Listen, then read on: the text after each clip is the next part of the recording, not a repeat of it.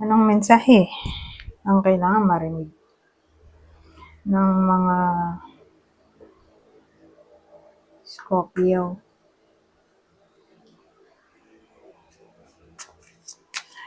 Sa loob ng 2 weeks na to, pwedeng nangyayari na to o mangyayari pa lang. Kung di man para sa inyo, itong magiging reading, di baka para sa someone na malapit sa inyo o sa someone na kakilala niyo mismo. Baka may lumabas na gender mamaya, gawin niyo na lang energy, masculine at feminine energy. Pwede rin naman na wag niyo napansin yung gender. Hindi ko masasabi kung anong magiging reading, kung positive ba o negative, depende sa kung anong mapipick up ang energy. Walang masama kung mapanoorin ng sun, moon at rising sign kasi baka man sa mga yan ay mag-resonate na sa sitwasyon niyo.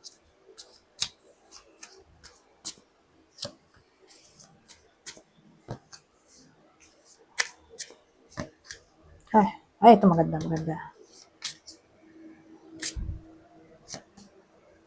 Naku, nahang doon.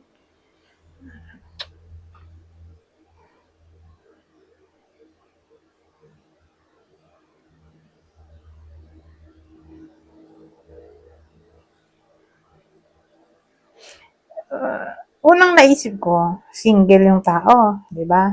May na-meet siya na someone new. O mamimit pa lang. Whether nangyayari na to o mangyayari pa lang.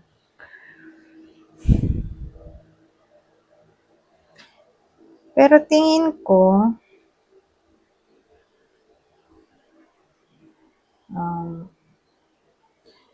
hindi niya agad papatusin itong na-meet niya since bago pa lang. Pero may iba na kakamit pa lang sila na agad. Di ba? May case na gano'n. Nangyari yan sa totoong buhay. Pero sa case na to,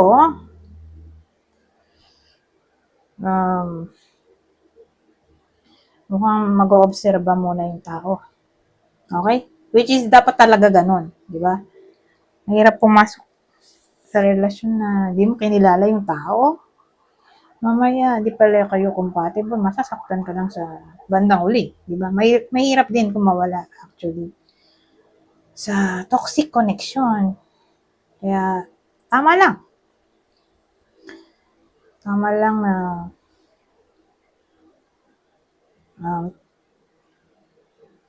pahirapan niya muna tong tao. So, paano pahihirapan? Huwag siya masyadong open.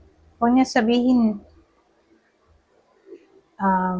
yung anything na tungkol sa kanya. Maging close book siya dapat. Para maging mysterious siya. Okay? Kasi, kung masyado kang open, syempre, baka gamitin yung nalaman sa iyo sa future.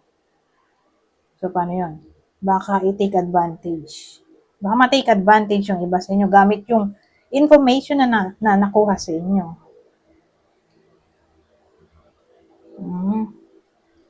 Para ma-persuade kayo. So, example, sinabi nyo sa taong to yung qualities na gusto nyo. So, ang gagawin ng tao, i-embody niya yung qualities na gusto niya. Pero ang totoo, hindi naman siya talaga ganun. Fake lang lahat. Para lang magustuhan mo, di magpapanggap siyang, halimbawa, mabait. Gusto mo sa tao, mabait. Sa bagay, kahit sino naman. Papanggap siyang mabait. Pero, nung naging kayo, doon na lumabas ang totoong kulay niya na masamang tao pala siya. Abusive, gano'n. Kaya, kailangan pahirapan muna yung tao. Kapag nandigaw, di ba? Huwag basta sagutin. Kilalanin muna. Ayun. So, para ma-test, doon papasok yung strength test ng tao. Kung totoo ba talaga yung motibo niya. Di ba? Yung nandiligaw. O manliligaw pa lang. Kasi whether nangyayari na to o mangyayari pa lang. Kasi may iba na dumating na. May iba na darating pa lang. Ngayon, may hangman tayo. So, probably,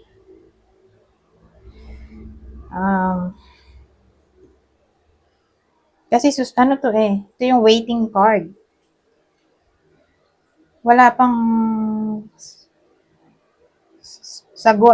sagotang mangyayari. Which is, tama lang yun. Okay? Wag muna. Kilalanin muna yung tao. So, hindi pa magiging sila agad-agad nitong taong dumating o darating. Basta ano to, new love interest.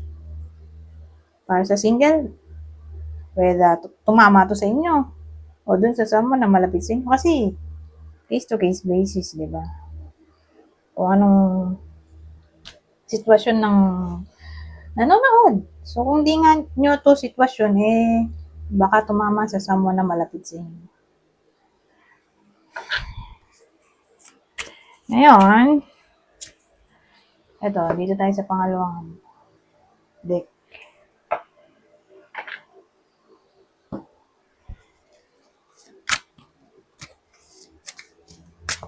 Pangalawang senaryo. Oh, lovers na. Oh. Usually, hindi sila nagdurugtong. Sasabihin ko naman kung magdurugtong sila.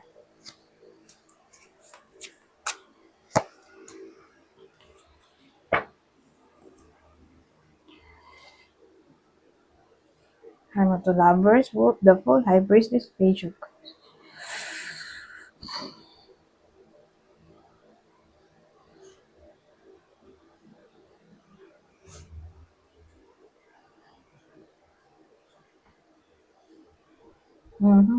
So, ang bida natin, mag-lovers. Kanina, ano lang new connection. Okay? So, bago-bago pa lang yung meeting. Ito, sila na talaga. Lovers. Ngayon,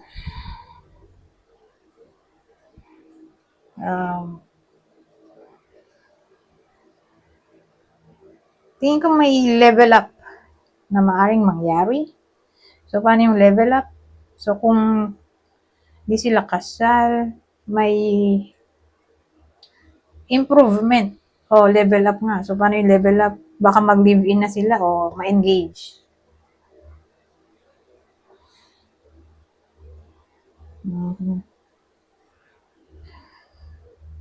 Na para bang divinely guided. Itong new beginning of something.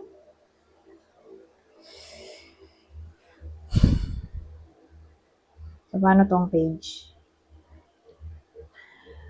Na masa-surprise kayo in a good way. Okay? Tulad nito. Na-surprise siya dahil nahulog.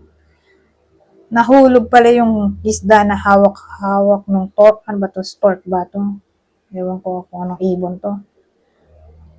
Before taro kasi to. So, bago pa nahulog. Alam na natin ngayon kung bakit pa may isda doon sa cup. Kasi doon sa Rider-Waite-Smith, di ba, nandun na lang basta yung isda. Hindi natin alam kung saan nanggaling. So, dito sa before taro, nahulog pala. Mula dun sa ibon.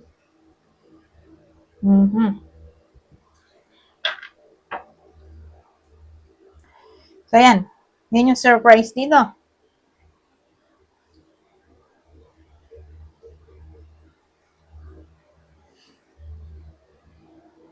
Crazy.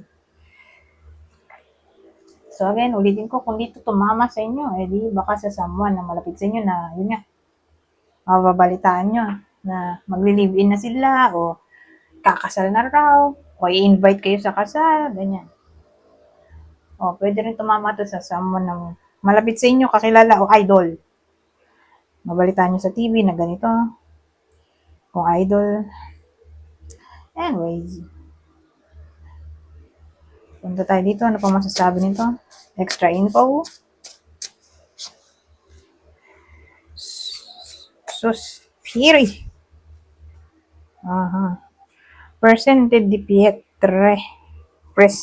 Preziosi.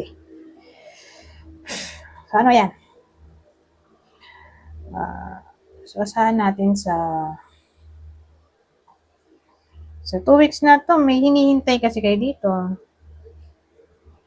So, probably, siguro, may orderin yung iba sa inyo online. Kasi ito na yung parcel. Narating na. O baka matagal nyo nang in-order kasi may ganun Pag malayong lugar, di ba? Sa abroad nyo binili, ang tagal dumating. Naabot ng 2 weeks to 1 month. So, ayun. Darating na siya dito. Mhm. So, ano pa? Ano bang mabubuo ko dito? O bakit hinihintay yung pera? Halimbawa, umutang kayo. Kasi siyempre may processing yan. Hindi naman basta-basta makakautang agad-agad sa iba. So, yung pag-process ito, may result na. Okay? So, depende nga. O baka naman may magbabayad ng utang sa inyo o upa. So, hinihintay ko yung pera eh. O baka ito yung bayad sa, siyempre, service nyo. Salary.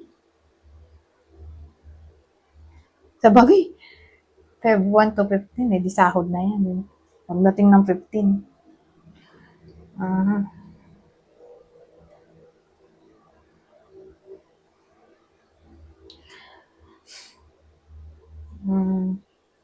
Ano ba mabubuo natin dito? So, hinihintay nyo na sabihin natin ma-overcome ang mga kung ano-anong problema. Pwede rin naman.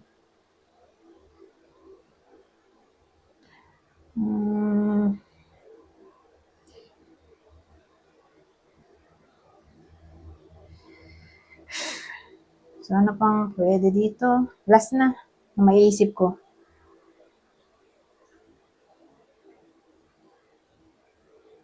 Teka, so spirit pala to. Ang naisip ko ay hope. Esperanza pala yung hope. Diyos ko po.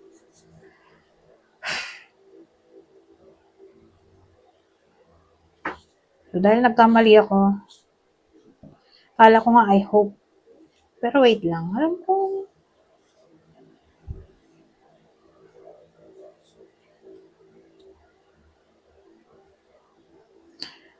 pwede rin talaga siyang hope. Pwede rin.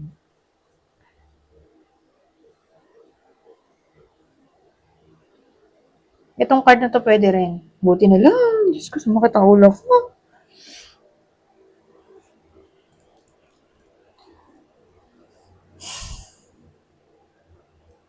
Um, kasi ibang meaning din niya kasi, sadness. Kaya, medyo nag-alinlangan ako kanina. Kaya lang nga, maraming meaning siya. So, sa dami ng meaning, hindi ko alam kung anong gagamitin ko.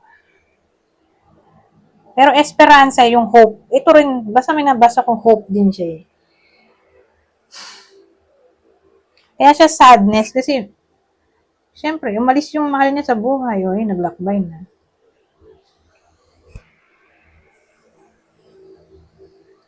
Pero since, hope yung stand out sa isip ko, di doon na lang tayo sa hope. Sino ba may gusto ng negativity, di ba? So, pwede rin naman talaga siyang positive reading. Unless, ganyan siya. Diyan talaga negative kahit anong gawin ko. Hindi ko siya mapo-positive. Kasi negative card nga to. Although may hope siyang meaning, pero ganun eh. Medyo mahirap siya gawing positive. Kung magkabaliktad sila. Kasi maganda naman tong card na to eh. Mm-hmm. Kasi ang alam ko to eh. Kung dito umalis, paparating pa lang. Paparating, tingnan nyo. Pwede siyang umalis, di ba, yung barko. O paparating sa kanya. So, marami pwedeng meaning, di ba? Paparating yung pera. O. Kasi gift to, jewelry. Give jewelry. Anything na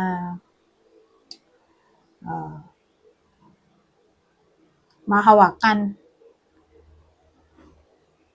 O kung di mahawakan ay good news. Like, opportunity, proposal.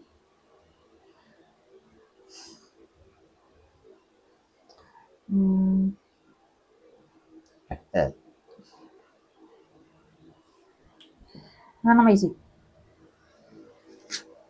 Huwag na tayo sa susunod. Huwag na akong mag-isip, baka ma-negative pa yan, di ba? Sino may gusto ng negativity? Kaya lang 15 minutes na pala to. So, punta na tayo dito.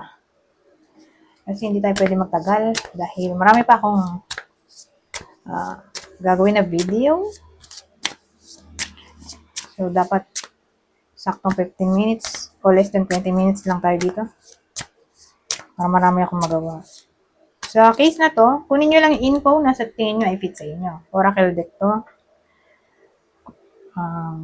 General advice na to sa loob ng 2 weeks. Wait. Don't rush into action right now. Bide your time for better results. Have faith. Your prayers are manifesting. Remain positive and follow your guidance. Simplify your life. Eliminate clutter from your home and work life to balance the flow of activities. Anyways, hanggang dito na lang. Goodbye. For now.